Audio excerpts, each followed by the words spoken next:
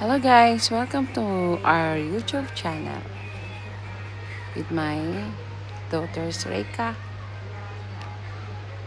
As you can see, binalik na po siya sa YouTube viewing niya, yung regular viewing niya po. Ayan na po siya. Ang video na po na ito ay kuha niya po nung last year pa po. Pasensya na po kung hindi po ako update. Pero sa Facebook po, nandito po siya. Ayan po siya. Marami po siyang mga tantrums na nangyayari.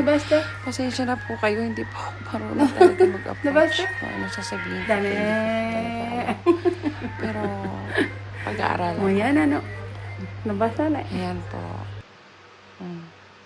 Kaya, ayan, medyo mahaba na po ang buhok niya. Kasi may something po sa ulo niya eh. Meron po siyang skin disease. Skin disease na. Yung nagsusugat-sugat po, nagdadry po yung anit po niya. Kaya kailangan po talaga maikli lang. At saka pag natatablan po siya talagang, ayun, sinasabunutan niya. Salamat po guys. Ayan na po siya. At sa next video ko po, abangan niyo po sa next upload ko po. Maraming po salamat. Sa mga prayers. Thank you, Lord.